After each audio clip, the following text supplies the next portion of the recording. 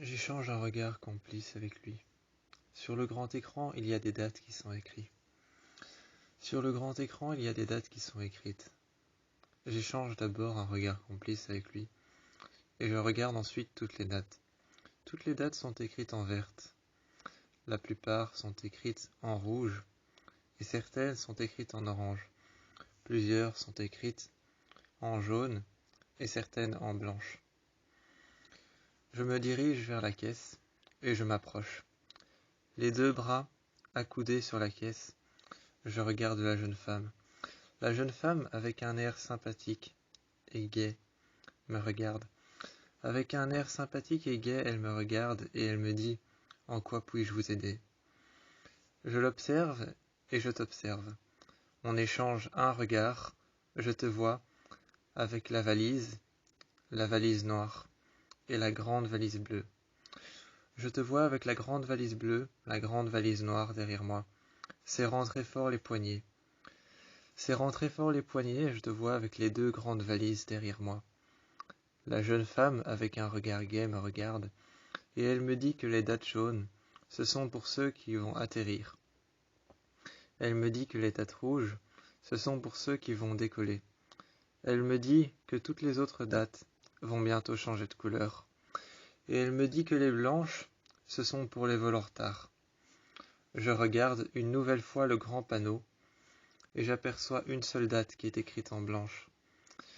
J'en aperçois plusieurs, deux qui sont écrites en jaune, et j'en aperçois trois qui sont écrites en rouge. Je donne le ticket, je le rends. La dame le scanne avec une petite machine, un petit boîtier noir. Il y a un rayon rouge qui passe juste au-dessus du scan du ticket. Juste au-dessus du scan du ticket, il y a un rayon rouge qui passe dans le petit boîtier. Elle le retire et j'ai l'impression que le ticket a été déchiré.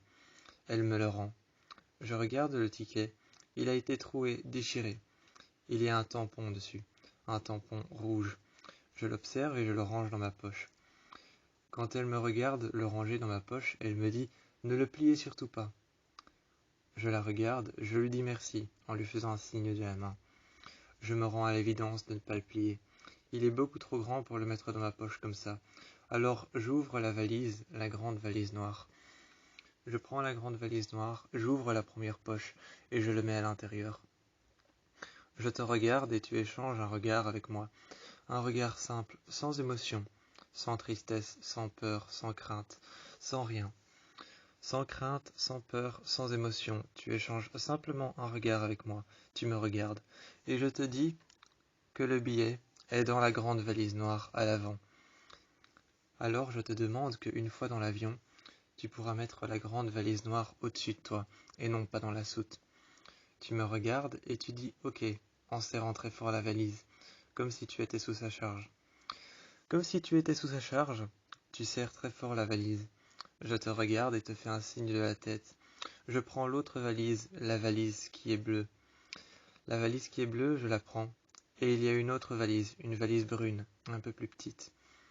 Cette petite valise brune, un peu plus petite, est remplie de vêtements, de t-shirts. Cette petite valise brune est remplie de t-shirts et de baskets.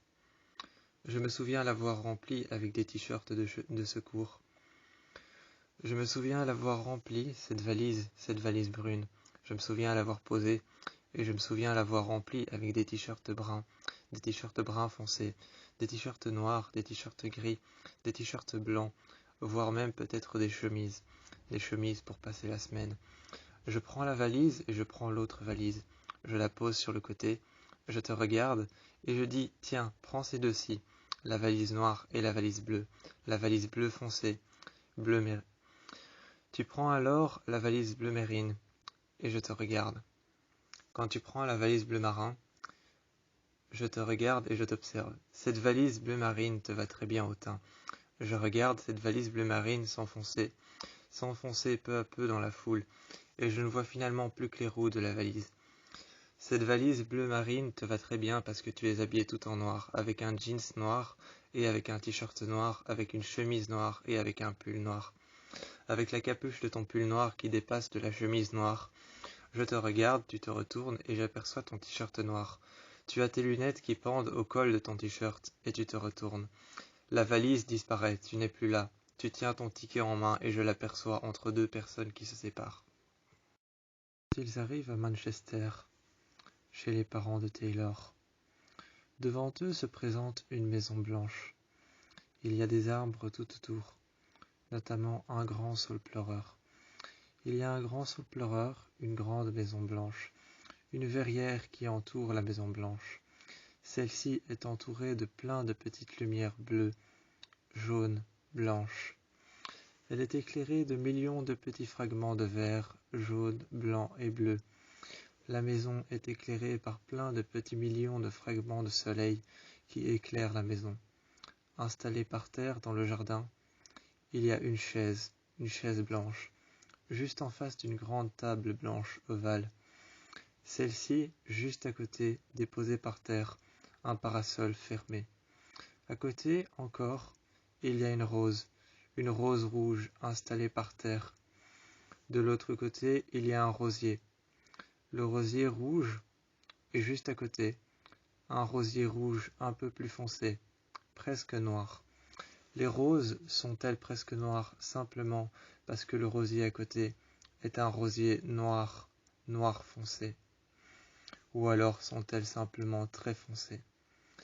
Il y a ce rosier bleu, bleu très clair, et juste à côté il y a ce rosier bleu, bleu très foncé. Juste devant, il y a le rosier de rose rouge, et à côté, il y a ce rosier de rose rouge très foncé. Entre, il y a des barrières en fer, qui se tiennent et qui se dressent droites entre chaque rosier. Il y a 4 rosiers pour compléter le tout. Devant, il y a une grande porte en bois. Il y a cette grande porte en bois, à l'intérieur de la maison. Des rideaux ornent les fenêtres. La maison est blanche. Elle est éclairée par les millions de fragments de soleil. Et juste devant, il y a le soleil qui frappe la grande vitre. Les baies vitrées de la verrière à l'intérieur éclairent une glycine, elle-même blanche, qui est en train de grimper sur les murs à l'intérieur, laissant tomber des fleurs, des petites fleurs avec des petits bourgeons, qui tombent tout le long de la verrière. Tout le long de la verrière, il y a ces petits bourgeons de fleurs, des petits bourgeons blancs, qui tombent à l'intérieur. À l'intérieur de la verrière est installé plusieurs choses, notamment des fleurs vivaces et vertes. Il y a des fleurs vivaces et vertes. Il y a toute une bibliothèque avec des livres sur le jardinage. Il y a une chaise en bois qui a été vernie. Il y a encore l'odeur du vernis et de la laque. Il y a une bouteille de laque, une bouteille de peinture et une bouteille de vernis par terre. Il y a un seau de peinture blanche avec le pinceau qui restait à l'intérieur. Avec le pinceau qui restait à l'intérieur, il y a un seau de peinture blanche. Ça sent la peinture, ça sent la laque et ça sent le vernis. Juste à côté, il y a ce petit pot de vernis avec le pinceau à l'intérieur. Je m'installe et je pose mon PC sur la table. Je l'ouvre, je regarde autour de moi, mélangeant l'odeur de la peinture, mélangeant l'odeur de la laque et mélangeant l'odeur du vernis.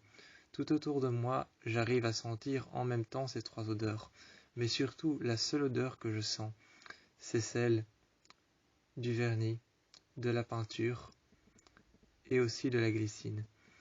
J'arrive à sentir l'odeur de la peinture, l'odeur du vernis, l'odeur de la laque, qui est très absente, mais surtout l'odeur de la glycine blanche, qui tombe tout autour de moi et qui se dresse tout autour de moi. J'ouvre mon PC. Quand j'ouvre mon PC, j'ouvre un premier dossier. Je regarde derrière moi Taylor qui est en train de garer la Tesla. Derrière moi, Taylor est en train de garer la Tesla modèle Y blanche. Il se gare dans l'allée. Il sort, ferme la voiture. J'entends la voiture qui se ferme, la porte qui se ferme, le coffre qui s'ouvre, et je l'entends tirer les valises et les valises qui roulent sur le sol. Il arrive à l'intérieur et me demande ce que je fais. Je ferme mon PC. L'air gêné, je le regarde et je lui dis rien. Je prends la valise qu'il a en main et je monte les escaliers. Marche après marche, je monte avec la valise en main. je la pose sur la première marche, ensuite je franchis la deuxième, et je la pose sur la seconde, et je franchis la seconde, et ainsi de suite jusque tout en haut. Ensuite, je la pose sur le lit, j'ouvre la valise et je regarde ce qu'il y a à l'intérieur pour ranger dans l'armoire.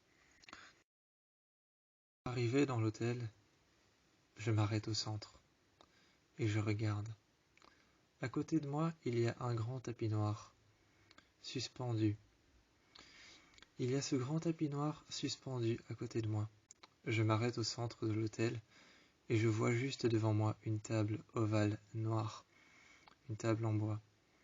Cette table en bois a été lissée, poncée et travaillée. Dessus a été gravé des volutes, des dessins, à base de courbes. À base de courbes et de volutes a été gravé dessus un dessin. Au-dessus a été passée une plaque en verre. Une plaque en verre a été passée au-dessus, et je la regarde attentivement. Chaque volute taillée à la main, avec une gouge.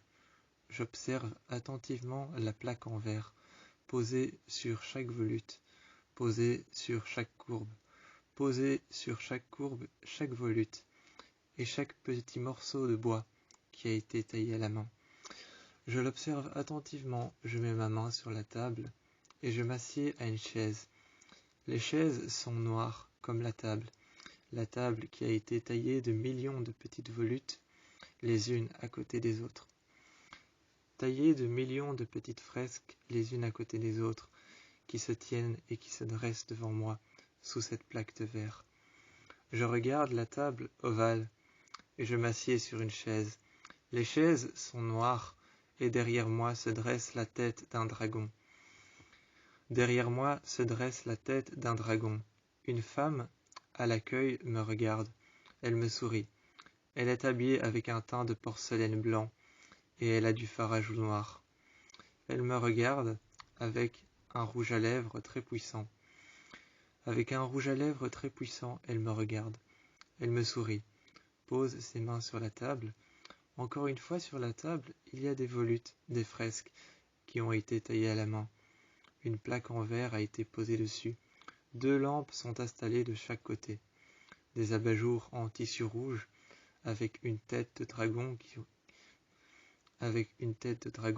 qui est posée juste au pied de la lampe. Juste au pied de la lampe, il y a cette tête de dragon qui est posée par terre. Il y en a une petite à droite, une petite à gauche et une petite de l'autre côté et une autre. Je regarde attentivement ces têtes de dragon. Je regarde la lampe. Il y en a une au nord, au sud, à l'ouest et à l'est. Posées sur des pieds, 4 petites têtes de dragon qui servent de pieds à cette lampe. Cette lampe est posée de droite à gauche et de part et d'autre du bar. Il y a un bar, de part et d'autre, il y a ces petites lampes avec des pieds qui lui servent de têtes de dragon, des têtes de dragon qui sont installées par terre. La lampe se dresse devant moi, et la jeune dame avec un teint de porcelaine me regarde. Avec un teint blanc de porcelaine, elle me regarde. Ses petits pieds en tête de dragon me fascinent, et je regarde la lampe noire installée avec un grand abat-jour rouge. Elle éclaire attentivement toute la pièce, d'une lumière intense et rouge. D'une lumière intense et rouge, jaune et vive, orangeâtre et claire. Elle éclaire toute la pièce. La jeune dame est enfermée par la lumière rougeâtre et par la lumière jaunâtre et intensément orangée.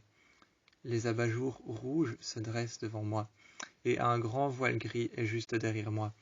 Juste devant la table, il y a ce grand voile noir. Je regarde ce grand voile noir qui est accroché d'un autre voile rouge.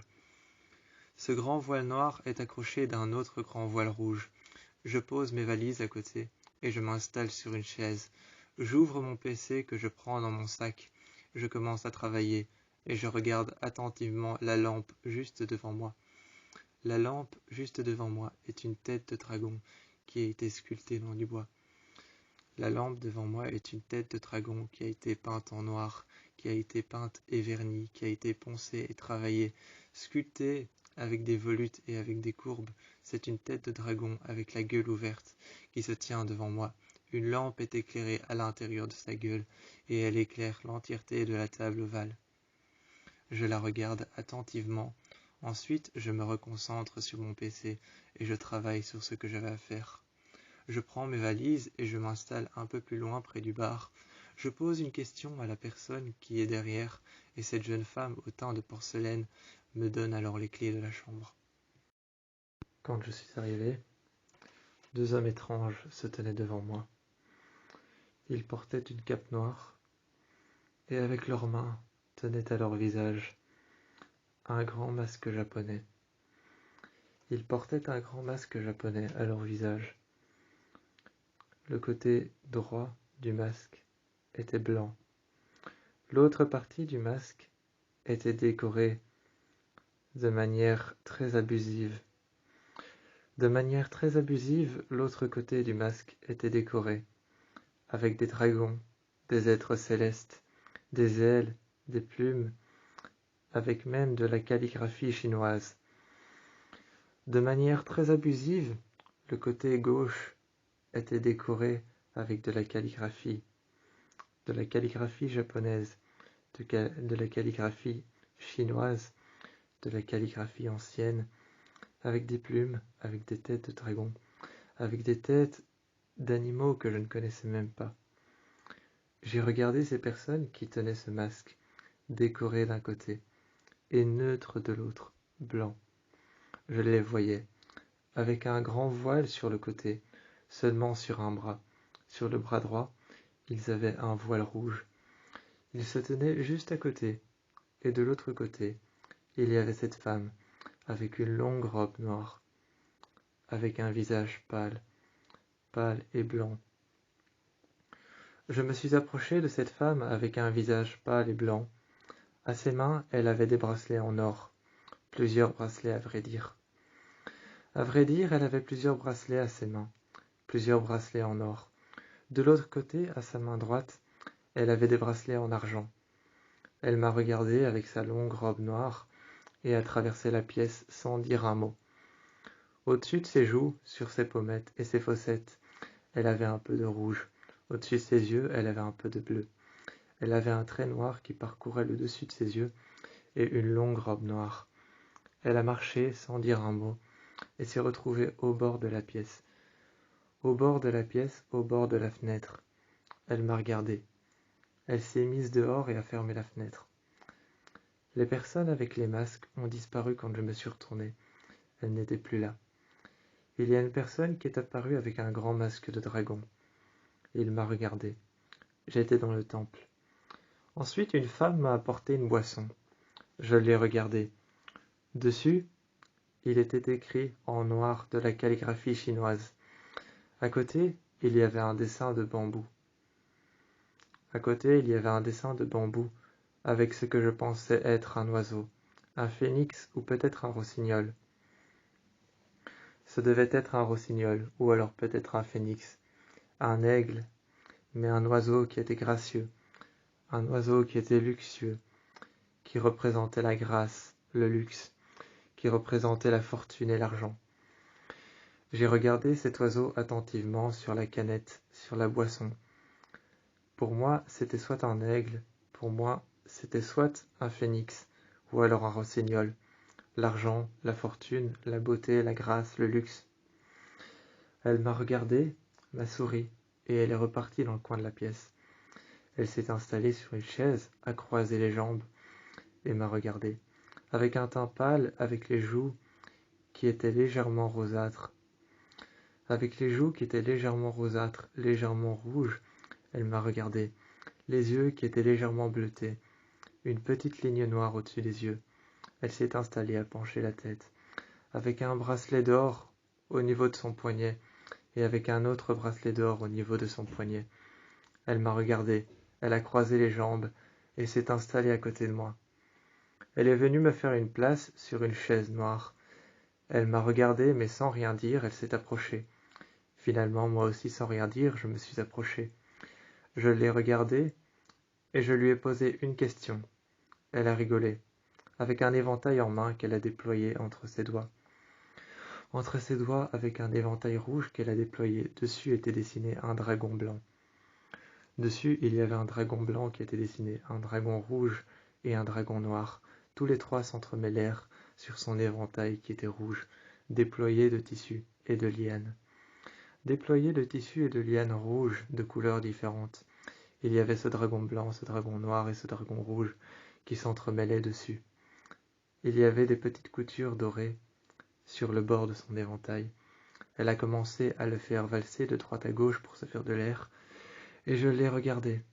Mis à part des sourires, mis à part des rires, mis à part des ricanements, mis à part le silence complet, elle ne disait rien, et je suis resté à côté d'elle, posant des questions qui terminaient dans le vide. Le temps jouait en notre faveur. Il y avait des étendues d'eau noire. Il y avait des étendues d'eau noire et plein de nénuphars qui s'étendaient. Il y avait des fleurs de lotus et des statues de personnes en position du lotus. Il y avait ce grand moine en pierre blanche qui se dressait juste devant un grand monastère. Il y avait un grand monastère et ce grand moine se dressait juste devant. En pierre blanche, juste derrière poussait un arbre qui tournait autour. Il y avait un arbre qui poussait autour et qui tournait autour de ce grand moine. Derrière le grand monastère, à l'intérieur, une grande statue. Une personne se tenait juste devant et l'admirait. À côté, une jeune femme se tenait devant, accroupie, les genoux par terre. Elle était en train de couper ses cheveux avec une paire de ciseaux. Je me suis assis à côté d'elle en position du lotus et je lui ai demandé « Pourquoi faites-vous ça ?» Elle m'a répondu qu'elle rendait grâce. Elle rendait grâce à un Dieu. Je lui ai demandé quel Dieu. Elle a insisté et a montré de plus en plus la même statue. La statue d'un homme avec la tête d'un éléphant, tenant ses mains vers le haut, pliées vers l'intérieur, au niveau de ses côtes, avec deux autres mains, pliées vers le bas, les paumes vers le devant, et deux autres mains en dessous, pliées vers l'extérieur, vers le bas, les paumes vers le bas. Je me suis redressé et je me suis mis debout. J'ai regardé la statue et j'ai dit « Ganesh, vous rendez grâce à Ganesh, n'est-ce pas ?» Je me suis assis à côté d'elle. La jeune femme a arrêté de couper ses cheveux. Une dernière poignée de cheveux est tombée dans ses mains. J'ai pris ses mains. J'ai serré la poignée de cheveux avec elle.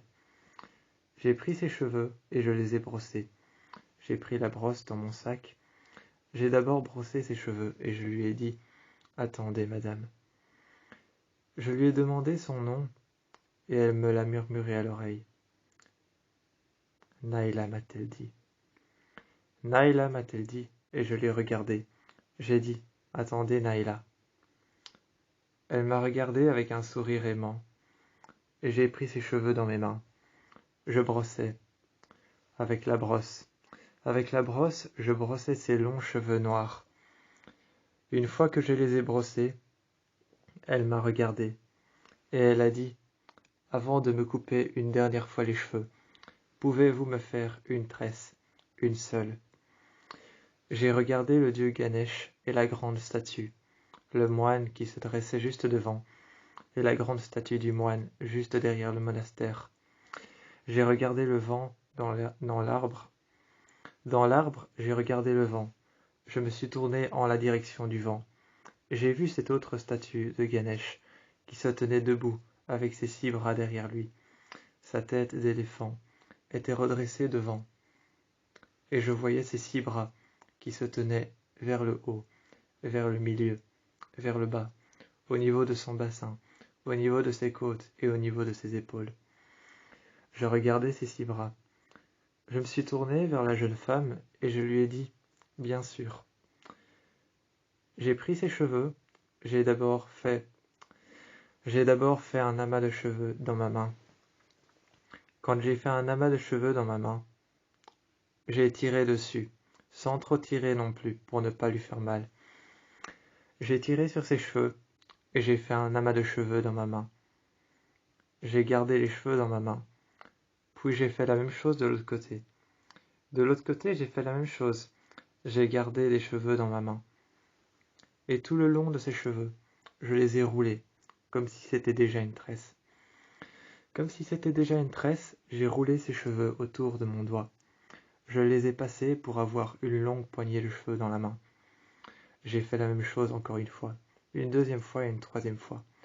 Puis comme pour faire une tresse, la poignée de cheveux que j'avais en main, je l'ai passée au-dessus. La poignée de cheveux que j'avais dans l'autre main, je l'ai passée en dessous. Et la troisième poignée de cheveux que j'avais, je l'ai passée au-dessus, en dessous, au-dessus, en dessous. Et je lui ai fait une longue tresse tout le long de ses cheveux. Elle m'a donné son GSM et elle m'a dit « Pouvez-vous faire une photo ?» J'ai fait une photo. Ensuite, elle m'a dit « Coupez-les ». J'ai pris des ciseaux et je les ai coupés. Je lui ai rendu sa tresse et elle l'a rangée soigneusement dans son sac. Je suis installé dans un hôtel. Quand on est arrivé dans les hôtels japonais, ce n'était pas comme les hôtels européens. Les lits, ils étaient au ras du sol. Les lits étaient au ras du sol et il y avait juste par terre une petite lampe. Une sorte de petite lampe qu'on pouvait lancer en l'air qui s'envolait, comme au Japon. On appelait ça des lancers de lanternes. Il y avait cette petite lanterne en tissu. Dessus, il y avait quelque chose qui était brodé, souvent des fresques, avec des dragons, avec des montagnes, avec des forêts de bambou. Dessus, j'ai vu qu'il y avait une forêt de bambou sur une montagne qui montait le long d'un sentier, et un dragon qui apparaissait derrière la montagne. J'ai vu sa gueule et son visage, et ça m'a rappelé le dragon qu'il y avait sur la... Ça m'a rappelé le dragon qu'il y avait sur la grande table noire dans l'hôtel. Dans l'hôtel, le grand dragon qu'il y avait sur la table noire, ça me l'a rappelé. Un dragon lampe en bois. À l'intérieur, il y avait cette lampe qui l'éclairait, qui faisait comme si sa gueule était en feu. J'ai trouvé ça beau, passionnant, intéressant. J'ai regardé cette lanterne pendant très longtemps. J'avais les jambes redressées et j'étais assis par terre, sur le lit. C'était un lit qui était à ras du sol. Assis sur le lit à ras du sol, je regardais cette lanterne. Un moment, je l'ai pris. J'ai vu que ce n'était pas une ampoule, mais une flamme. Alors j'ai fait attention. Je l'ai posée devant moi et j'ai regardé. Au bord de mes pieds, je sentais la chaleur. Au bord de mes pieds, je sentais la chaleur. Ensuite, j'ai regardé. J'ai vu la gueule du dragon qui était ouverte. J'ai vu ses yeux qui étaient grands ouverts. Il était décoré avec une crête sur le dos. C'était un dragon serpent. Il n'avait pas d'ailes. Il n'avait pas d'ailes, c'était un dragon serpent. Il avait 6 pattes, peut-être 8, je n'ai pas compté. Y avait-il des pattes qui étaient cachées derrière la montagne? Et la grande forêt de bambou, il y avait 2 personnes qui se tenaient dessus. L'une avait un sac à dos, et l'autre avait un bâton, une sorte de bâton pour escalader la montagne. Ces 2 personnes qui escaladaient la montagne sur la broderie qu'il y avait dessus, sur ce qu'il y avait brodé dessus, la petite broderie qui avait été faite. Dessus, il y avait ces 2 personnes avec un chapeau chinois. Le premier avait un sac et le deuxième un bâton de marche, une sorte de canne, pour se tenir droit. C'étaient 2 vieux monsieur, et il y avait 2 femmes à l'avant d'une pirogue, avec 2 vieux monsieur, qui se tenaient à l'arrière, avec une rame, sur une pirogue. J'ai regardé longtemps, et puis j'ai été voir par la fenêtre. J'ai été voir par la fenêtre, au Japon, quand c'était pleine lune, La lune était blanche, si blanche qu'il n'y avait pas besoin de lampadaire dehors. Les rues étaient aussi éclairées que la journée. Quand il faisait nuit noire. Il faisait nuit noire. Mais quand la pleine lune était là, pas besoin de lampe, pas besoin de lanterne, Pas besoin d'allumer son GSM pour voir. Il n'y avait qu'à ouvrir les rideaux noirs, et la lune faisait tout le travail. Elle éclairait d'une lumière intense et vive et blanche à l'intérieur, toute la chambre. Je te voyais et tu étais en train de dormir, juste à côté. Juste à côté, sur le lit, tu étais en train de dormir, allongé sur le dos. Je me suis allongé sur ton ventre et j'ai senti chaque battement de ton cœur. J'ai senti chaque respiration de tes poumons et chaque battement de ton cœur. J'ai senti chaque respiration de tes poumons et ces poumons se gonflaient d'air et se relâchaient d'air. Relâcher l'air, se gonfler d'air, je sentais tes poumons, chaque respiration. Je les sentais se remplir d'air et ensuite tout relâcher. Et toi tu étais en train de dormir, pendant que la lune, au plus haut dans le ciel, était en train de tout éclairer en blanc d'une lumière très vive. Et je regardais la flamme qui brûlait à l'intérieur de la lanterne, et la petite broderie qui a été faite dessus. La petite broderie avec ces deux personnes qui grimpent la montagne, la forêt de bambou, et le grand dragon avec la gueule ouverte. Quand je regardais le grand dragon avec la gueule ouverte, j'avais soudainement chaud, parce que je pensais uniquement aux flammes qui sortaient de sa gueule. Chaque membre du personnel se présentait devant un comptoir. Contrairement en Europe, les personnes n'étaient pas habillées en bleu. En Europe, les personnes avaient un costume très strict, bleu marine. Ils avaient un costume très strict, bleu marine, et ils avaient tous un insigle, une sorte de flèche dorée, un blason, sur le bord de l'épaule. Sur le bord de l'épaule, certains avaient deux blasons, deux petites flèches dorées, et un avion, qui devait peut-être être un 337. Certains avaient un grand avion, certains un plus petit, certains avaient un encore plus petit. Mais elles avaient tous cette flèche dorée, sur le bord. En Chine, ici, au Japon, et en Chine, elles étaient toutes habillées en noir, avec un dress code très strict. Les femmes avaient tous une jupe crayon. Les femmes avaient toutes une jupe crayon fendue entre la jambe, avec un petit costard noir, avec un chapeau noir, avec une sorte de petit chapeau noir. Dessus, ce n'était pas sur leurs épaules qu'il y avait le petit avion doré et la petite flèche, le petit blason. C'était sur leur chapeau noir. Elles se dressaient à côté d'un guichet. Certaines étaient à côté d'un gros cube noir. Je ne sais pas trop à quoi ça servait, à s'asseoir ou alors juste à se tenir et à poser sa main dessus.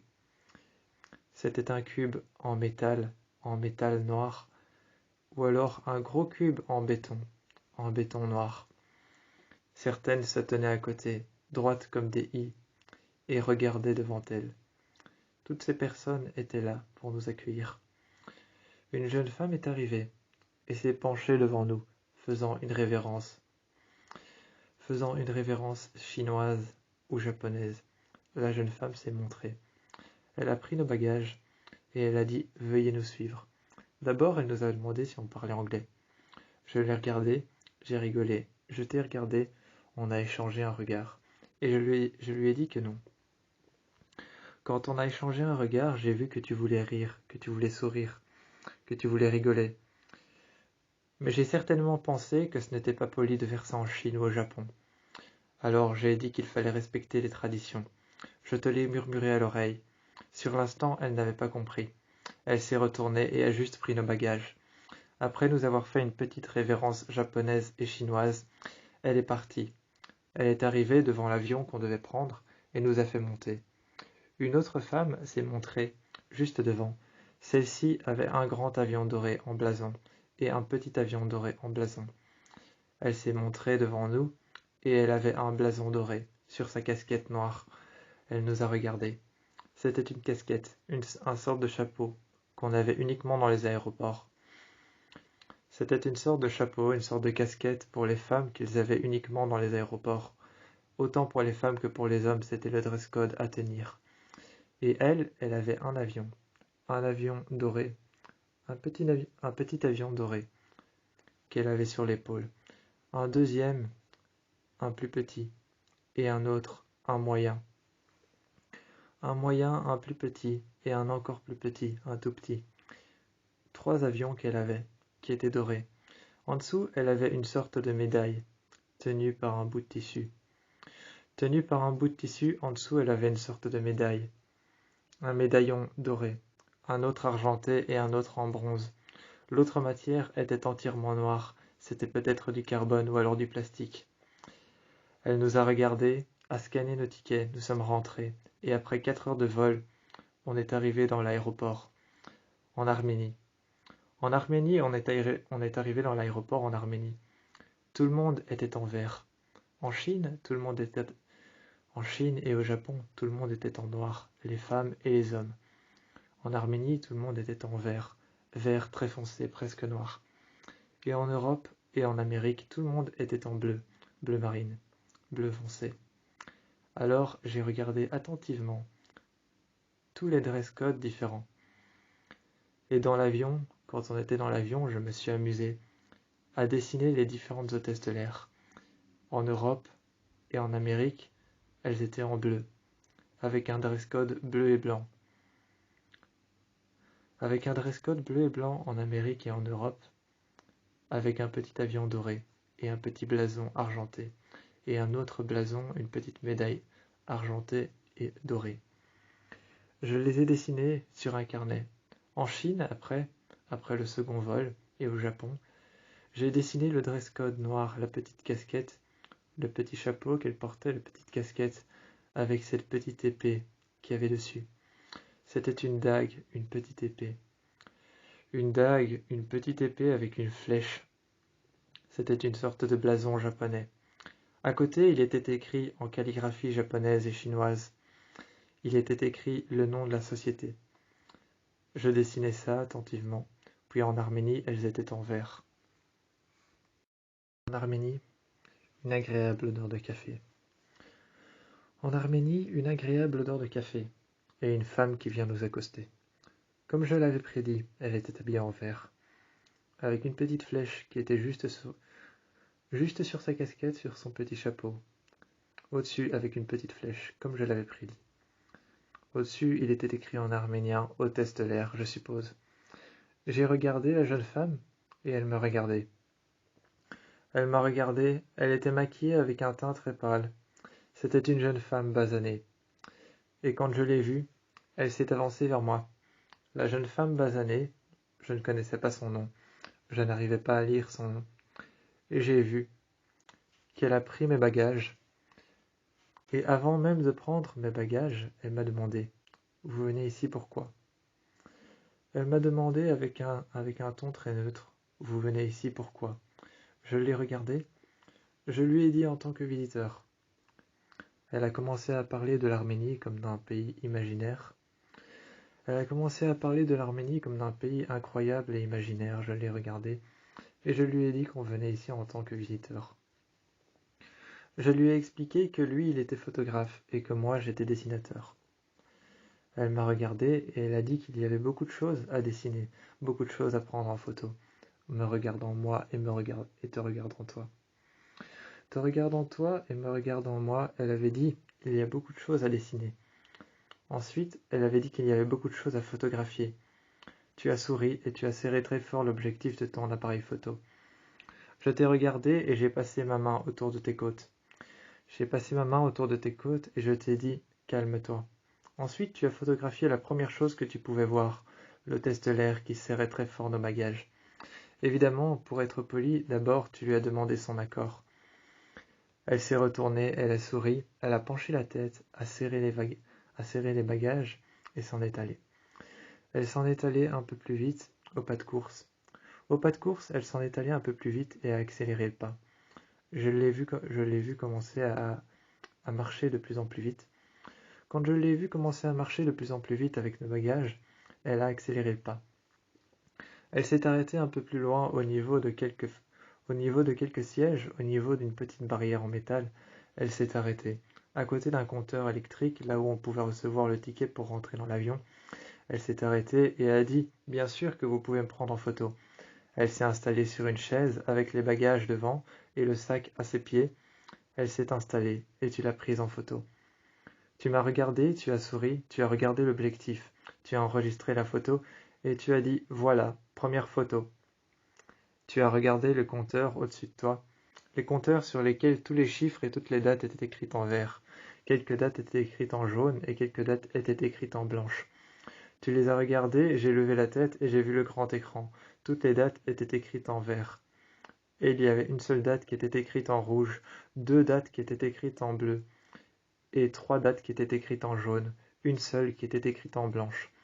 J'ai regardé le compteur et j'ai été voir. J'ai rendu les tickets et la jeune dame les a pris. Elle a été payer les tickets pour nous et nous a rejoints un peu plus tard. Un peu plus tard, elle nous a rejoints. Nous étions assis à une table, une agréable odeur de café tournait dans la supérette. Dans la supérette, une agréable odeur de café tournait. Alors je me suis tourné vers le serveur et je lui ai demandé de nous apporter 2 cafés, un décaféiné et un café noir. Ensuite, le serveur nous a apporté un café noir. Le café noir était servi dans un grand bol. Le café noir, lui, était servi dans un grand bol. Le café décaféiné était servi dans un mug assez grand, pas plus grand que le bol, mais le café noir était servi dans un grand bol noir, avec une assiette toute noire, juste en dessous, brillante. Une assiette brillante qui venait d'être lavée et qui sentait encore bon le produit vaisselle. Le grand bol noir qui était sur l'assiette noire sentait aussi encore bon le produit vaisselle, malgré l'odeur du café noir. Il y avait dans le mug que je tenais en main de la chaleur qui s'émanait et de la fumée. C'était mon café que je buvais, et c'était mon café que je buvais en te regardant. Tu faisais tourner les photos que tu avais déjà prises de l'aéroport. Je ne sais même pas pourquoi tu prenais des photos de l'aéroport et des avions. Ça ne menait à rien, et ça ne menait en rien à quelque chose de constructif. Tu m'as regardé et tu m'as expliqué que toutes les photos avaient quelque chose à dire par rapport à ce que tu prenais en photo. Je t'ai écouté attentif, et attentivement je t'ai écouté. La jeune femme a déposé nos bagages à côté de nous et avait scanné les tickets. Elle les a déposés et elle a dit qu'il ne manquait plus que de grimper dans l'embarcation. Arrivé à l'entrée, un taureau brun foncé et un taureau noir foncé se dressaient devant moi, derrière une barrière. Derrière une barrière, un taureau brun foncé et un taureau noir foncé se dressaient devant moi. Il y avait à côté une petite pièce dans laquelle il y avait sûrement un autre taureau. Je voyais ses cornes apparaître. Ensuite, de temps en temps, je voyais ses cornes disparaître. Il reculait, il avançait. Il reculait et il avançait. Je n'en avais aucune idée de pourquoi il faisait ça. Je me suis approché et je l'ai vu qui est arrivé lentement. Celui-ci avait la moitié de son pelage arraché, brûlé. Il avait la moitié de son pelage brûlé et arraché. Un homme est arrivé silencieusement à côté de moi et a dit qu'il prenait soin de celui-ci, de ce taureau. Il prenait soin de ce taureau, et il l'avait appelé le brûlé. Je les ai regardés comme si ce n'était pas un nom approprié, et il est parti. Il a ouvert l'enclos et est rentré à l'intérieur. Il a mouillé ses blessures avec une eau qu'il avait appelée une eau particulière. Il avait appelé ça une eau particulière, une eau spéciale, une eau qui guérissait les blessures. En gros, ce n'était que de l'eau qui venait d'une source juste à côté du temple. Quand on est arrivé, une autre personne s'est jointe à nous. Celle-ci portait nos bagages jusqu'à l'intérieur et nous a regardés. Elle nous a regardés et elle a dit de ne pas prêter attention au taureau qui était malade et qui perdait ses poils. Celui-ci était brûlé. Sur son corps, sur sa peau et sur ses poils qui étaient brûlés. Brun et noir il était. Il était brun et noir, par poignée le moine qui était avec lui. Le moine qui était avec lui par poignée, il arrachait ses poils. Il arrachait ses poils par poignée, le moine qui était avec lui. Il le tenait par les cornes, le maintenait très fort, fermement. Il l'a assis au sol en le tenant par les cornes. En le tenant par les cornes, en frappant sur ses jambes à l'avant, légèrement mais pas très fort. Il l'a assis sur le sol en le tenant par les cornes. Une fois assis au sol, il la regardait. Il lui a légèrement caressé le museau, et ses poils tombaient par poignées. Plus il le brossait, plus il avait des poignées de poils en main. Il était brun foncé, presque noir. Je les regardais faire. Il s'accompagnait chaque fois d'un seau rempli d'eau, avec une loque blanche qu'il avait en main, avec un tissu blanc qu'il avait en main, une sorte d'essuie, qu'il épongeait et qu'il essorait après l'avoir trempé dans l'eau. Il essuyait l'arrière de son corps qui était entièrement brûlé et les poils qui tombaient. Je le regardais faire. Une fois à l'intérieur, il y avait un lit sur une grande plaque en béton. Il y avait un lit sur une grande plaque en béton. Celle-ci était dessinée de part et d'autre de 3 serpents. Elle était dessinée de part et d'autre de 3 serpents sculptés dans la pierre. Juste devant et juste au-dessus, il y avait ce signe du serpent qui se mord la queue. Il y avait ce signe devant le lit du serpent qui se mord la queue. Juste tout devant le lit et juste sur le mur au-dessus. Il y avait un signe d'un serpent qui se mord la queue. Au-dessus, en grand. Il était en grand sur le mur, sculpté dans le mur, un serpent qui se mord la queue. Ensuite, juste à côté, il y avait juste un cercle. Il y avait un cercle de l'autre côté, juste à côté. Une sorte de cercle qui avait été creusé dans la terre, dans la pierre. Dans la terre et dans la pierre, dans le béton qui avait servi pour le mur, il y avait juste un cercle qui avait été creusé à la gouge. De l'autre côté, elle avait été creusée sur le mur pour pouvoir y dessiner un serpent qui se mord la queue. Il y avait un serpent qui s'entourait tout autour du lit. Tout autour du lit, il y avait un serpent qui entourait le lit. J'ai déposé mes affaires et j'ai regardé par la fenêtre. 2 moines se tenaient juste devant les taureaux. 2 moines se tenaient juste devant les taureaux pendant que toi tu étais occupé de faire le tour du serpent avec ta main. Tu as arrêté quand tu es arrivé à la fin de la queue et tu as continué dans l'autre sens quand tu as remis ta main sur la tête du serpent. Sur la tête du serpent, on pouvait voir qu'il avalait sa queue et que en dessous, il y avait juste sa langue qui dépassait. Il y avait la langue du serpent qui dépassait, son œil avait l'air méchant et féroce. Son œil avait l'air noir, méchant et féroce. Il n'était pas coloré de la couleur du mur, gris un peu noir. Et quand je l'ai vu, toi tu faisais le tour du serpent avec ta main. Moi je regardais les taureaux. Ce temple détruit était orné de brides. Il était détruit de plein de petites brides différentes. À côté, il y avait ce bambou qui longeait le bord du... Il y avait ce bambou qui longeait la bordure. Il était énorme et montait jusqu'à 4, 5, peut-être 8, 9 mètres de haut. Je le regardais, ce bambou qui montait très haut. Il ornait la bordure sur le côté. Et les brides qui se présentaient sur le côté. Il y avait un rocher. Et juste à côté du rocher, il y avait encore un bambou. Celui-ci était un peu moins haut, 2-3 mètres au maximum. Je marchais sur les cailloux, sur les gravats. Sur les gravats et sur les cailloux, je marchais. Sur la bordure de là où partait le premier bambou, il y en avait un plus grand sur lequel je pouvais presque m'asseoir. Il y en avait un deuxième sur lequel je pouvais me tenir debout à 2 pieds. Et il y en avait un troisième, un peu plus petit. Juste à côté, il y avait le tout grand qui faisait peut-être 8 ou 9 mètres. Je le regardais et de tout en haut, il y avait une feuille de bambou qui se tenait. De tout en haut, il y avait une feuille de bambou qui se tenait. D'un peu plus loin, je pouvais voir qu'il y avait un escalier. Celui-ci, l'escalier, était cassé. L'escalier était cassé et celui-ci faisait s'écouler de l'eau jusqu'en bas. De l'eau qui s'écoulait en longeant la forêt de bambou. De l'eau qui s'écoulait en longeant la forêt de bambou. Et je regardais de plus en plus. Je voyais le temple qui s'élargissait et qui s'agrandissait. Je voyais le temple qui s'agrandissait, qui s'élargissait de plus en plus dans la forêt. Certaines parties du temple étaient enfouies par les bambous dans la forêt. Certaines parties du temple étaient enfouies dans la forêt par les bambous. Il y avait un endroit vide avec une grande porte. Cette porte se refermait avec le même moyen que dans le temps.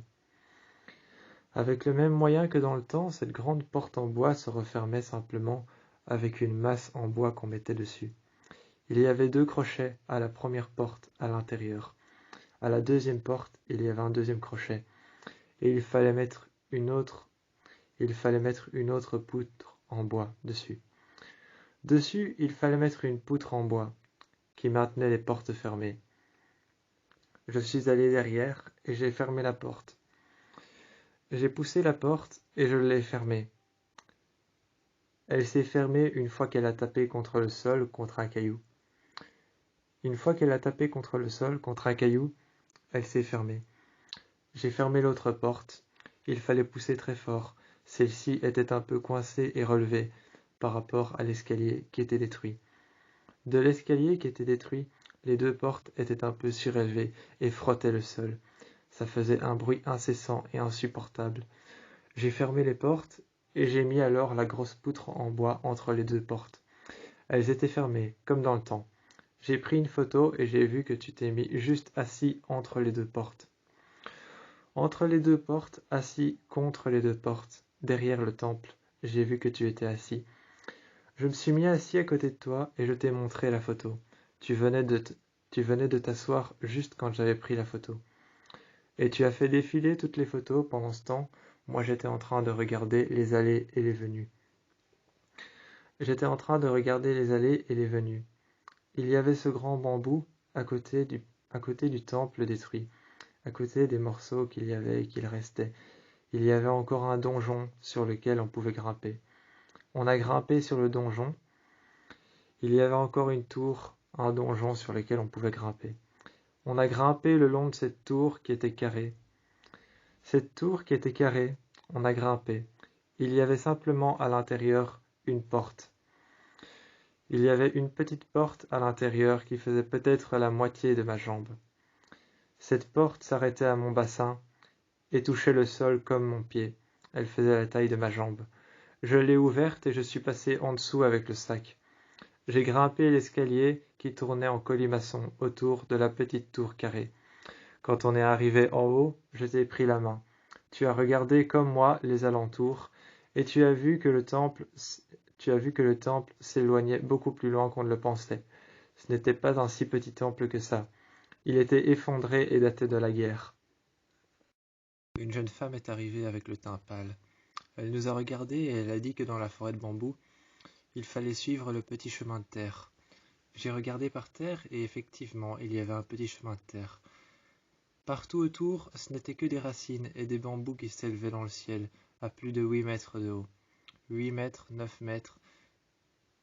Parfois, ils allaient même jusqu'à 10 mètres de haut. Ces bambous étaient énormes. Elle se retournait de temps en temps et nous disait « Suivez le chemin de terre ».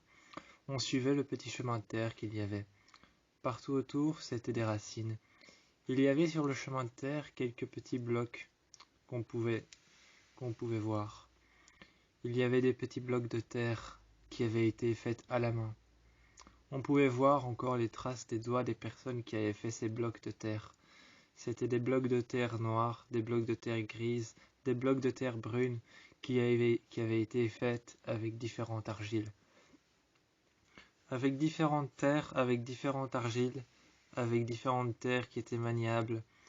Ces petits blocs de terre bruns, ces petits blocs de terre noirs, ces petits blocs de terre gris avaient été faits à la main par des personnes.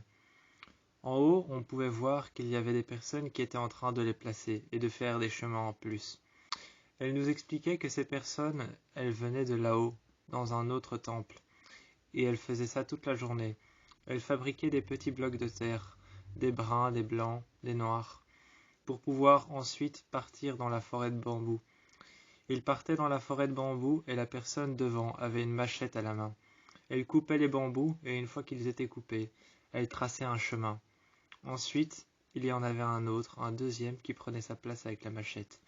Celui-ci frappait le sol et coupait les racines. Ils créèrent un chemin. Ils frayèrent un chemin à plusieurs et installèrent ensuite les petits blocs par terre. Il y avait des chemins qui se construisaient tous les jours, elle nous disait. Elle nous saluait à chaque fois, avec son air très pâle, mais son air sympathique. Avec son air très pâle, son air sympathique, le rouge sur les fossettes et sur les joues, le bleu sur les yeux, et cette petite ligne noire qui traversait ses yeux. Cette petite ligne noire qui traversait ses yeux juste au-dessus, le rouge sur les fossettes et sur les joues, le blanc sur ses joues et sur son visage, pâle comme la lune le noir, comme la lune le soir. Pâle comme la lune le soir, avec son teint pâle, elle nous regardait.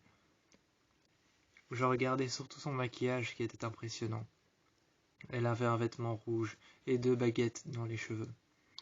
Elle avait 2 baguettes noires dans les cheveux. Elle les a retirées et ses cheveux sont tombés, de longs cheveux noirs et raides. De longs cheveux noirs et raides, et elle m'a demandé « s'il vous plaît ». Je l'ai regardée et je lui ai dit « s'il vous plaît quoi ». Elle m'a demandé « pouvez-vous me coiffer et me faire une tresse, c'est très important ici ». Je l'ai regardée et j'ai vu le même temple qu'il y avait quand j'avais coupé les cheveux de la jeune femme. Alors je l'ai regardée, et pour leur tradition, j'ai dit oui, pour le bien de leur tradition. J'ai dit oui, j'ai regardé la jeune femme, et j'ai dit « avez-vous une brosse ?» Celle-ci s'est arrêtée et tout de suite m'a tendu la brosse qu'elle avait. Une brosse noire, qui avait été faite justement en bambou. C'était une brosse en bambou, et la brosse était un peu noire, elle avait été peinte avec de l'encre de Chine. Elle m'a regardé et elle a dit « brossez-moi ». J'ai commencé à la brosser. C'était une brosse qui avait été faite à la machette. La machette qu'il y avait par terre, c'était elle qui la tenait, non pas pour couper les bambous, mais simplement pour se protéger. Dans leurs peuples ancestraux, il fallait toujours tenir une machette. Dans les peuples ancestraux, ici, il fallait toujours tenir une machette à la main, pour pouvoir guider la personne, ou pour pouvoir guider les personnes qui arrivaient dans les forêts de bambou. Alors je l'ai brossé. Je l'ai brossé. Je l'ai brossé pendant quelques minutes, pendant 30 minutes. Ensuite, on a repris le chemin. J'ai repris mon sac sur mon dos, toi tu as repris ton sac sur ton dos. Et ensuite, la jeune femme s'est tournée vers toi. T'as tendu des ciseaux ouverts, et toi tu les as pris. Tu m'as regardé, haussant les épaules, comme si tu ne savais pas ce qu'il fallait faire. Je t'ai fait un signe avec les 2 doigts. Coupe-la. Coupe sa tresse. Tu m'as regardé, tu as souri. Tu as haussé les épaules comme si tu ne savais pas non plus ce qu'il fallait faire. Et ensuite, quand tu as coupé la tresse, je t'ai dit, maintenant, donne-la lui. Et tu as donné la tresse à la jeune femme. La jeune femme est partie un peu plus loin, nous a remerciés, s'est accroupie par terre dans un temple et a posé sa tresse par terre, remerciant un dieu que je ne connaissais pas encore. La première personne qui est venue nous chercher nous a montré la première pirogue. Il nous a montré la première pirogue, la première personne qui est venue nous chercher. C'était une pirogue noire, sans plus de détails. Sans plus de détails, c'était une pirogue noire qui flottait. L'embarcation était juste très très longue. Elle était juste très très longue, c'était une pirogue noire. Elle avait été vernie. Le vernis était tellement brillant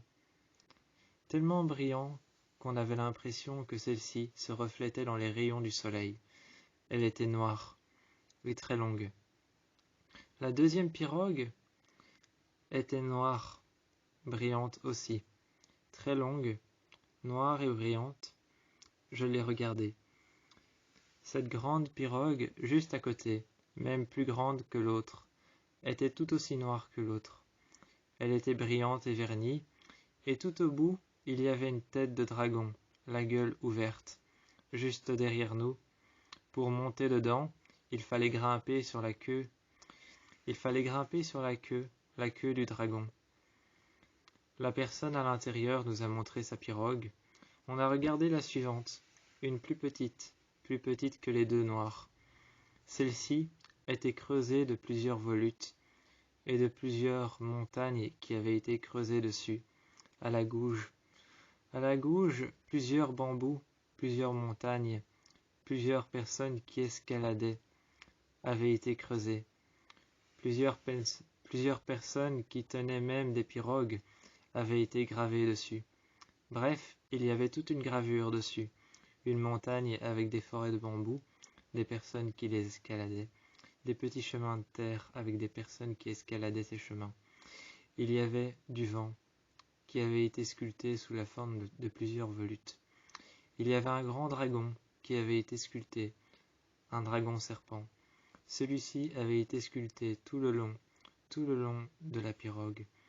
La personne nous a montré sa pirogue, et ensuite une deuxième personne nous a tenu la main et nous a amenés devant une autre pirogue. Celle-ci n'avait pas été sculptée, juste peinte avec une ligne brune, une ligne brune plus foncée, et une ligne rouge un peu plus foncée, et une ligne rouge de la couleur du sang. Ensuite, il nous a montré une autre pirogue. Cette pirogue-là était peinte de plusieurs couleurs, des drapeaux qu'on retrouve souvent en Afrique. Elle était peinte de plusieurs couleurs, des couleurs de drapeaux qu'on retrouve souvent en Afrique. Il y avait du vert, il y avait du rouge, il y avait du bleu, mais un bleu très spécial, pas un bleu marine comme on a l'impression de voir tous les jours. Ce n'était pas un bleu marine comme on a l'impression de voir tous les jours, c'était un bleu très spécial, très spécifique, qu'on ne retrouvait uniquement qu'en Afrique. Il y avait du vert, du jaune qui était très pétant. Il y avait du rouge, et tout ça sur la même pirogue. La pirogue que nous avons choisie, c'est celle qui était la plus grande, avec la tête de dragon. On a choisi celle avec la tête de dragon. Une fois sur l'eau, même si la pirogue n'allait pas très vite, la tête de dragon et la queue de dragon à l'arrière donnaient l'impression qu'elle allait très très vite. Celle-ci allait lentement, et deux personnes avec des rames sur le côté étaient en train de nous faire avancer. De temps en temps, j'entendais la pirogue qui cognait contre des rochers qui étaient sous l'eau. Il n'y avait pas beaucoup d'eau, je pouvais même y mettre mon bras et avoir la main trempée jusqu'au poignet. Je pouvais avoir la main trempée jusqu'au poignet ou alors jusqu'à l'avant-bras. Il n'y avait pas beaucoup d'eau, mais la pirogue tenait quand même le coup. La pirogue était quand même en train de flotter. Il n'y avait pas beaucoup d'eau, seulement jusqu'à mon avant-bras, seulement jusqu'à l'articulation de mon bras. Mais je n'y ai pas plongé mon bras plus profond que le poignet. Mais je savais que c'était assez profond pour pouvoir y plonger mon bras jusqu'à l'articulation. J'ai fait une photo de la pirogue avec la personne qui se tenait devant et qui était en train de l'amarrer. La personne qui était en train d'amarrer la pirogue noire, juste devant nous, la pirogue qui n'avait pas de tête de dragon. Juste la pirogue noire et longue, la personne qui était en train de l'amarrer sur le côté. Nous sur la pirogue noire et longue, avec la tête de dragon, je me suis mis à l'avant, à côté de la personne qui la conduisait avec les rames, et j'ai fait une photo de la personne qui conduisait l'autre pirogue noire, amarrée sur les côtés. Je l'ai regardé et je lui ai fait signe. C'était un homme avec le teint pâle. Il s'est retourné et a repris sa pirogue. La pirogue est repartie dans l'eau et a retracé un nouveau chemin sur l'eau. Arrivé au Caire, 3 pyramides étaient devant nous. Arrivé dans cette capitale, 3 pyramides étaient juste devant nous. Tout était habillé de couleurs très chaudes, comme par exemple le jaune ou alors le blanc. Le jaune, le blanc, l'orange, le rouge ou alors couleur ocre. J'ai regardé. De couleur ocre, de couleur jaune, de couleur blanc, de couleur rouge, de couleur brune très foncée. J'ai regardé dans cette capitale tout ce que je pouvais, et tout était habillé de couleur jaune pure. Le sable était tellement jaune, tellement pur et tellement brun que j'avais l'impression de marcher dans de l'or. J'avais l'impression de marcher dans de l'or, j'avais l'impression de marcher sur de l'or. Derrière, il y avait ce marchand. Il y avait ce marchand juste derrière, posé sur le sable. Juste au-dessus, il avait quelques voiles qui me protégeaient. Juste au-dessus, il y avait quelques voiles qui le protégeaient du soleil ardent. Le soleil ardent d'Égypte, avec ses voiles jaunes et blancs. Avec ses voiles jaunes et blanches, il se protégeait du soleil ardent d'Égypte. Je suis arrivé, j'ai levé les yeux. J'ai levé les yeux vers la tour que j'ai vue, la pointe d'une des pyramides. Vers la tour que j'ai vue, la pointe d'une des pyramides, et la tour que je voyais, qui était juste derrière le soleil. Cachée derrière le soleil, La tour que je voyais, c'était une sculpture du dieu Seth. C'était une sculpture du dieu Seth qui était juste devant moi, cachée par le soleil ardent d'Égypte, en contre-jour. En contre-jour, cachée par le soleil ardent d'Égypte, cette sculpture du dieu Seth, je l'ai remarquée. J'ai vu son nez, qui était imposant. J'ai vu ce qu'il tenait. Il tenait sur son dos une sorte de bâton, avec d'un côté une sorte de balance, de l'autre une sorte de pot qui était accrochée par des ficelles. Sur son dos, il tenait ça, une sorte de bâton sur lequel il y avait un pot accroché par des ficelles. De l'autre côté, il y avait une sorte de balance qui était accrochée. Il avait un éventail en main. L'une de ses mains était pliée, l'autre était allongée le long de son corps.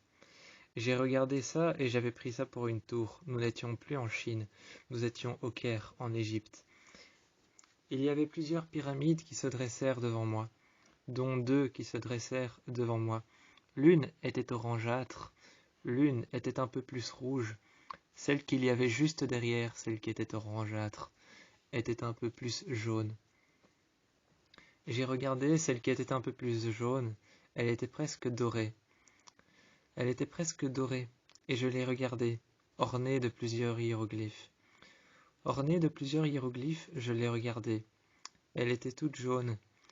Celle que je regardais attentivement était un peu plus foncée, presque de la couleur du sol, presque de la couleur de la terre. Presque de la couleur de la terre, mais je dirais peut-être un peu plus ocre. Je l'ai regardée et derrière se tenait un marchand. Il m'a fait signe, et le bon monsieur qu'il y avait derrière. Le bon monsieur qu'il y avait derrière, ce marchand, je me suis dirigé vers lui. Il avait un voile sur les épaules. Sur les épaules et sur la tête, il avait un voile avec un élastique noir qui le tenait. Une sorte de corde noire avec un nœud derrière qui tenait ce voile blanc sur ses cheveux. Sur ses cheveux, cette sorte de corde noire tenait le voile blanc et le protégeait du soleil. Il était aussi protégé par un voile jaune et un voile blanc, un autre voile qui était orange, tenu par des cordes. Les cordes étaient accrochées alors à des grands mâts en bois enfoncés dans le sable. Je suis arrivé et j'ai vu ce qu'il faisait. Un grand pot en terre qui faisait pratiquement ma taille. Un grand pot en terre qui faisait pratiquement ma taille. Un gros pot qui faisait pratiquement un peu plus que ma taille par terre. Le grand pot était jaune avec une petite ligne rouge tout au-dessus. Le grand pot, je l'ai regardé. Il y avait cette petite ligne rouge et cette petite ligne blanche, cette petite ligne jaune. Juste autour, cette petite ligne brune un peu foncée, presque orange. Et tout le pot, lui, était peint de hiéroglyphes en noir. Il y avait une seule petite ligne qui entourait le pot. Il y avait une seule petite ligne qui entourait le pot, qui était fait d'un bleu très clair. Comme les femmes mettent sur leurs yeux, il y avait cette petite ligne très claire qui entourait le pot. Comme les femmes mettent sur leurs yeux. Comme les femmes mettent sur leurs yeux, ce bleu très clair, je l'ai remarqué souvent sur les pots, et souvent autour des hiéroglyphes. On était parti se faire tatouer un chat. Le premier chat qui nous est apparu en image, c'était un chat noir, avec un talisman, une sorte de scarabée vert. Une sorte de scarabée vert, un chat noir avec un talisman autour du cou. Ses yeux étaient blancs. Le deuxième chat qui nous est apparu, c'était un chat noir. Il était noir et ses yeux étaient entourés d'un petit trait rouge. Ses yeux étaient entourés d'un petit trait rouge et il n'avait pas de talisman. Ses oreilles étaient très longues, entourées d'un trait jaune. À l'intérieur, il y avait un hiéroglyphe représentant un oiseau. De l'autre côté, il y avait un hiéroglyphe représentant un œil. La jeune femme nous a dit que c'était la protection. L'autre chat était un chat avec une seule aile. J'ai regardé ce chat, il était noir. Son aile était entourée d'une petite ligne rouge et d'une petite ligne jaune. Il avait un œil avec l'œil de la protection. L'œil de la protection en Égypte, l'œil d'Horus. La jeune femme nous a dit que c'était l'œil d'Horus, l'œil de la protection. Il était bleu, avec un point noir et un petit cercle blanc. Un petit cercle blanc autour du petit point noir, et un bleu très foncé, entouré d'une petite ligne bleue plus claire. J'ai regardé le chat, et j'ai vu un autre chat. Celui-ci était rouge, entouré d'une ligne noire. Son œil était blanc, avec un petit point presque doré, mais jaune plutôt. Presque doré, mais jaune plutôt, entouré d'une fine ligne jaune, jaune plus foncé, entouré d'une fine ligne dorée, couleur or. Je l'ai regardé, et ce chat noir attentivement. La femme m'apporte alors un autre dessin. Le dessin d'un chat. Autour se dresse un corbeau, protégeant le chat avec ses deux ailes. Autour du chat, il y a un corbeau, protégeant le chat avec ses deux ailes. Juste autour du corbeau, il y a un serpent. Le serpent est rouge avec des taches noires. C'est un serpent mortel, me dit alors la femme. La femme me dit que c'est un serpent mortel. Son venin est mortel et attaque le cœur. Je la regarde et elle me dit alors que ce serpent n'a pas encore de nom. Il faut lui en trouver un, une fois qu'il sera sur votre bras. Je n'avais pas encore tout compris aux croyances de l'Égypte, mais je sais que très souvent l'Égypte, quand on dessine des animaux. Je sais que très souvent en Égypte, quand on dessine des animaux sur une surface plate, sur un mur, ou alors sur le bras d'une personne, quand on dessine ça sur un bijou, sur un talisman, très souvent il faut trouver un nom à son animal. Le tatoueur m'a regardé et a dit « Vous avez trouvé un nom à votre chat ?» On a tous les deux réfléchi, assis par terre, à l'extérieur. La jeune femme est venue s'asseoir, et elle m'a montré son chat, qu'elle avait dans son dos. C'était un long chat qui se tenait sur ses quatre pattes. Il était noir avec un œil jaune, sans plus. Il n'avait pas de décoration. Il n'avait pas d'œil d'Horus, il n'avait pas de balance, ou alors il n'avait pas de bâton qu'il tenait sur son dos. Il n'avait pas de peau sur lesquelles étaient dessinées des lignes rouges, des lignes bleues, ou alors des lignes jaunes. Rien, juste un chat noir avec un œil jaune. Elle m'a regardé et elle a dit « Je l'ai appelé Seth ». J'ai levé les yeux vers la statue de Seth et j'ai dit comme le dieu de la mort. Elle m'a regardé et a tendu une bague noire. Elle a tendu une bague noire avec un petit talisman noir, une pierre noire. La bague était noire, la pierre était noire. Elles étaient toutes les deux très brillantes. Elle m'a dit « Regarde-la attentivement ».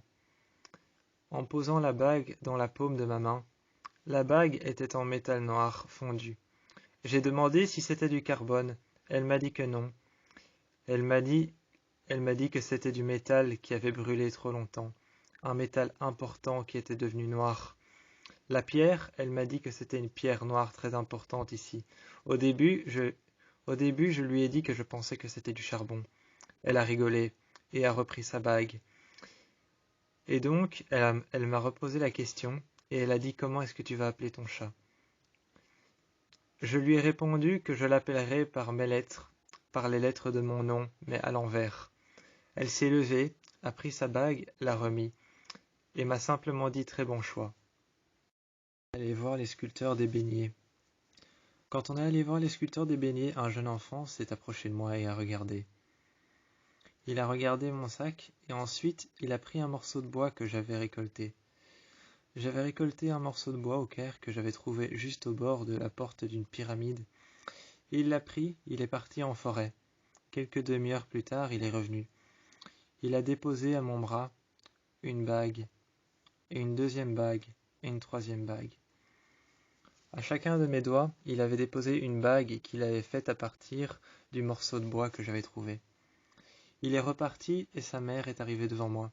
Elle m'a regardé et elle a dit « Celle-ci symbolise la protection, celle-ci la peur, celle-ci le courage, celle-ci l'enthousiasme, celle-ci l'amour, et celle-ci la protection. Je l'ai regardée, et je lui ai dit « Pourquoi est-ce que votre fils a fait ça ?»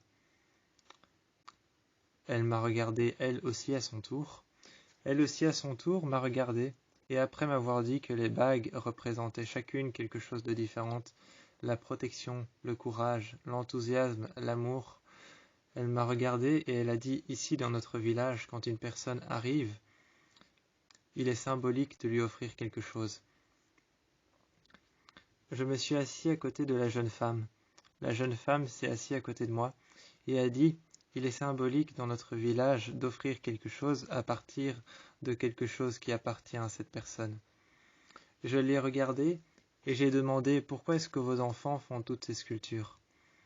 La jeune femme m'a expliqué que dans d'autres civilisations, les sculptures sont symboles de protection. On protège le village avec et on les met au bord des limites du village. J'ai été voir les limites du village avec la jeune femme. Elle était habillée de vêtements de plein de couleurs. Bleu, rouge, mauve, mauve clair, foncé, brun. Brun, mauve, mauve foncé, bleu clair. Toutes des couleurs qui viennent d'Afrique. Et elle m'a regardé et elle a dit « Voilà, ça c'est la limite, ici. Ici c'est la limite, c'est là que s'arrête le village. » Il y avait plein de petites statuettes déposées au bord d'une petite rigole. Au bord d'une petite rigole dans laquelle passait de l'eau, il y avait plein de petites statuettes qui étaient posées. Certaines statuettes étaient penchées vers l'avant comme si elles récoltaient l'eau. Certaines statuettes faisaient un pas en avant comme si elles passaient au-dessus de la rigole. C'était une petite rivière de protection. J'ai demandé à quoi servait la rivière. Elle m'a répondu que la rivière servait à protéger et encercler le village, à éloigner les mauvais esprits. J'ai vu un peu plus loin une maison se porter debout sur une sorte de pic en bois. Elle m'a regardé et elle a dit « N'allez surtout pas là-bas ». Je l'ai regardée et je lui ai demandé pourquoi. Celle-ci sympathiquement s'est approchée de la rivière et a dit « C'est un cimetière des maisons des esprits ». Alors j'y suis allé, pendant la nuit. Pendant la nuit j'y suis allé, alors que c'était défendu, je le savais très bien. Je le savais très bien, mais je comptais faire mes excuses, même si je savais qu'il m'avait vu. Il y avait un gardien à l'entrée dans une hutte. Dans une hutte, il y avait un gardien à l'entrée. Celui-ci était dans sa hutte qui était faite en bois. Sa hutte était faite en bois, en bambou, et était faite en plein d'autres matériaux. Il y avait aussi des feuilles de palmier séchées. Il y avait des feuilles de palmier séchées. Il y avait de la paille séchée. De la paille et des feuilles de palmier séchées pour faire le toit, de la terre, et aussi certains matériaux comme par exemple de la bouse de vache ou alors du crottin de cheval. Du crottin de cheval, de la bouse de vache, c'étaient les matériaux les plus solides, aussi solides que du béton. Il m'avait expliqué ça, le grand sage, celui qui avait un bâton en bois qui était un peu difforme. Celui qui avait un bâton en bois qui était un peu difforme, le grand sage m'a expliqué que la bouse de vache et les matériaux tels que le purin ou la bouse de vache étaient aussi solides que du béton et qu'ils utilisaient ça pour pouvoir fortifier leur maison. Leur maison était fortifiée avec du bambou, avec des matériaux secs comme de la paille ou alors des feuilles sèches. J'ai regardé les maisons, mais à l'intérieur, ça sentait uniquement la terre. C'était impressionnant. La jeune femme m'a regardé et a dit « C'est ici que le terrain s'arrête. C'est ici que le terrain de notre village s'arrête. » Un jeune enfant est venu vers moi et m'a offert un bracelet sur lequel il avait gravé mon nom. J'ai gardé le bracelet, j'ai mis ma main dessus. Ensuite, un autre enfant est venu m'offrir une petite statuette. Il l'a rangée dans mon sac en ouvrant mon sac. En ouvrant mon sac, il l'a rangée dans mon sac et m'a dit « Statuette pour protection ». Je lui ai souri et il est reparti. Une femme marchait dans le sable et nous a rejoints un peu plus loin. Cette femme qui marchait dans le sable nous a rejoints un peu plus loin. Des vestiges qu'il y avait tout autour de nous. Des vestiges de l'Égypte qu'il y avait tout autour de nous. Elle nous a offert 2 talismans. Le premier talisman, c'était un petit scarabée noir. Le deuxième talisman, c'était une pierre noire. Elle nous a offert une pierre noire, un premier talisman. C'était une pierre noire qui était accrochée à une ficelle. C'était un collier. La ficelle était particulière. Elle était faite en cuir. La ficelle avait été faite en cuir et la pierre noire y avait été attachée. La pierre noire y avait été attachée. La pierre noire n'avait pas de nom. Ici, en Égypte, une jeune femme s'est approchée.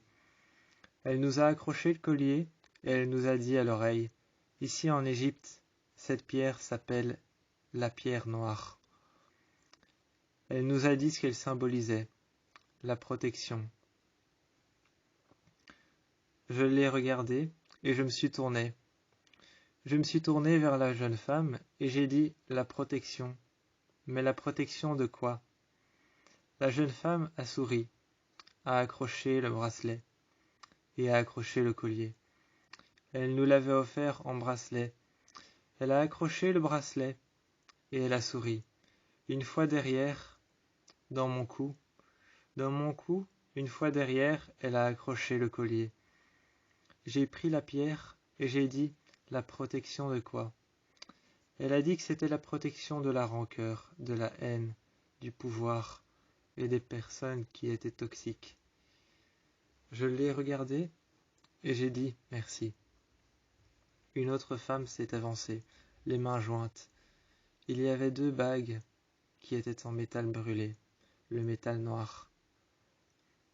Elle nous a dit qu'ici en Égypte, on appelait ça le métal brûlé ou alors le métal noir. Dessus, il y avait la pierre brillante que j'avais vue. Elle nous l'a offert et elle a dit « Tendez votre doigt ». J'ai tendu mon doigt et elle a passé la bague. Elle a dit que ça symbolisait l'amour.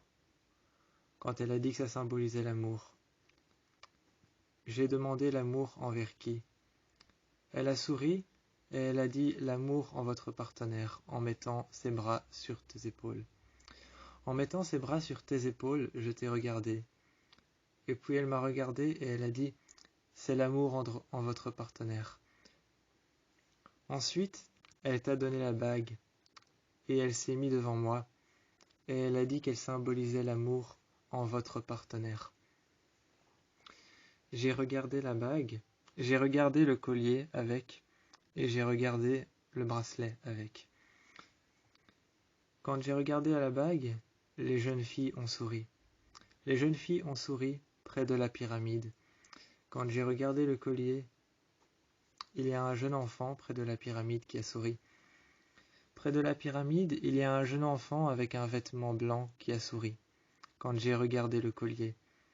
Quand j'ai regardé la bague, des jeunes filles ont souri. Il y en avait 3. Les 2 jeunes filles derrière qui avaient accroché le collier, quand je les regardais, elles sont parties, en nous disant ce qu'il symbolisait. J'ai vu les vestiges de la pyramide à l'intérieur. Elles nous ont offert alors un petit talisman, un autre collier. Elles nous ont offert un autre collier et ont fait glisser un petit scarabée vert. Le scarabée vert en Égypte symbolisait quelque chose de précieux, quelque chose d'important à la personne qui l'avait. Le scarabée vert symbolisait quelque chose de précieux et d'important. Ça dépendait des personnes, m'a-t-elle expliqué. Je me suis assis par terre à côté de la jeune femme et elle m'a expliqué que le scarabée vert symbolisait quelque chose d'important et de précieux par rapport à la personne qui tenait le scarabée vert en main. Ça pouvait être n'importe quoi, mais ça différenciait, ça différait des personnes. Ça différait des personnes et alors, quand elle m'a demandé qu'est-ce qui allait être précieux à mes yeux, je me suis tourné vers toi. Et elle s'est avancée et elle t'a regardé. Quand je t'ai regardé et qu'elle m'a dit qu'est-ce qui est important à tes yeux pour le scarabée vert, elle a regardé et elle a souri. Je me suis levé et je suis parti avec le talisman, le collier, la pierre noire.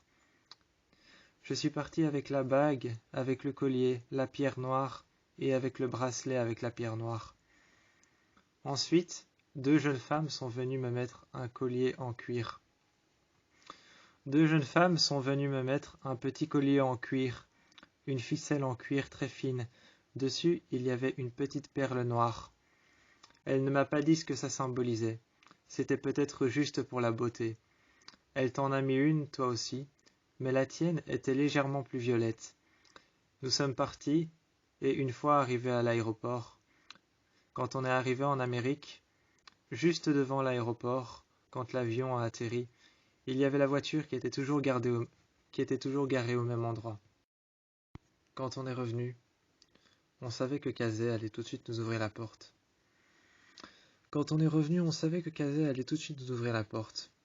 Il nous a ouvert la porte et il nous a regardés. Nous, on avait quelque chose en main de très lourd, de très grand et d'imposant.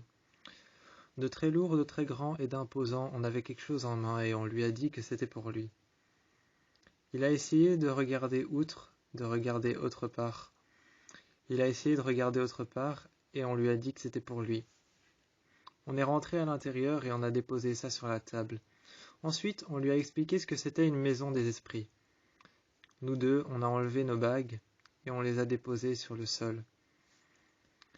Il s'est assis par terre et on lui a expliqué que la bague là-bas en Égypte s'appelait une bague en métal noir. La pierre s'appelait la pierre noire, tout simplement. Elle s'appelait la pierre ou alors la pierre noire. On lui a montré alors les bracelets et les colliers. On lui a montré les colliers avec le talisman noir. On lui a montré le collier avec le talisman noir et celui avec le scarabée. Il s'est installé et il a demandé si on en avait un pour lui. On a montré d'abord le premier talisman, la bague. La bague, c'était le premier talisman, en fer, en métal noir. En fer, en métal noir, la bague avec la pierre noire. On lui a expliqué ce qu'elle représentait, et ensuite on a montré l'autre talisman. C'était le petit bracelet en cuir. La petite ficelle en cuir avec la petite perle, on lui a montré. Il y avait ensuite l'autre bracelet, le bracelet avec le scarabée noir et la petite perle et le scarabée noir. On lui a expliqué ce que ça représentait. Ensuite, il y avait l'autre talisman, le collier, avec la perle et avec la pierre noire. Avec la pierre noire et avec la perle, on lui a expliqué ce que ça représentait. Et puis il y avait le second talisman, l'autre encore, celui avec le scarabée vert. C'était un scarabée vert très foncé. Il symbolisait beaucoup de choses, mais il symbolisait surtout quelque chose pour la personne qui le portait. On lui a expliqué ça.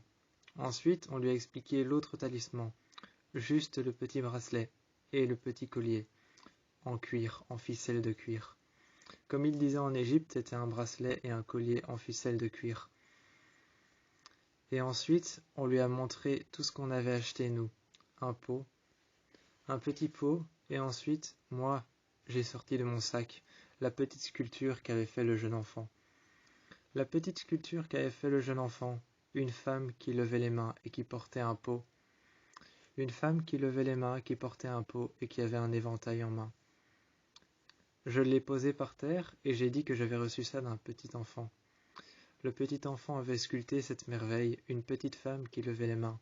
Elle portait un pot sur ses épaules, sur son dos, à l'arrière de sa nuque, sur son dos.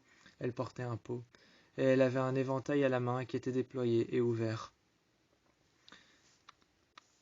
J'ai regardé cette petite sculpture, et sur le bord de ses yeux, je n'avais même pas remarqué qu'elle avait une ligne jaune, une ligne noire, une ligne blanche et une ligne bleue.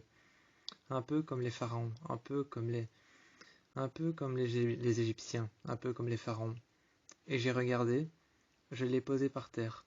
Ensuite, j'ai pris le petit talisman qu'il m'avait fait, le talisman en bois. Je l'ai pris et je l'ai déposé par terre. Ce talisman en bois, c'était un bracelet qu'il m'avait fait, avec mon nom. Je l'ai regardé, je l'ai posé par terre et j'ai dit qu'il était très fragile et très important pour moi. J'ai expliqué qu'à la limite du village, il y avait une petite rivière et que tous les enfants sculptaient toute la journée pour déposer des petites figurines au bord de la rivière. Les enfants sculptaient toute la journée pour déposer des petites figurines en bois qu'ils faisaient, des petites sculptures en bois d'ébénier, qu'ils déposaient au bord. Et le bois d'ébénier, un bois très solide qui sculptait, pas du bois comme du chêne qu'il y a chez nous. Le bois d'ébénier est très solide et est tout noir. Il les dépose au bord de la rivière pour protéger. Et c'est là-bas que j'ai vu le cimetière des esprits. Rapportant une maison qui avait été trouvée dans le cimetière des esprits, parce que à partir du moment où les esprits n'avaient plus envie de leur maison, on les jetait au cimetière des esprits. Je t'ai expliqué ça et tu étais par terre avec ton verre en main que tu serrais très fort. Ton verre était rempli d'eau, mais il y avait de la condensation. Il y avait de la condensation à l'extérieur et à l'intérieur du verre. Tu le serrais très fort et il y avait une carafe d'eau par terre, 2 verres pour nous qui étaient vides, et tu écoutais tout ce que je disais, à partir du moment où un esprit, parce que le monde des esprits est omniprésent, à partir du moment où un esprit ne veut plus de sa maison, elle est jetée au cimetière des esprits. J'ai été chercher une maison, je l'ai montrée à un... J'ai été chercher une maison, je l'ai montrée à un enfant. Et cet enfant a regardé la maison des esprits.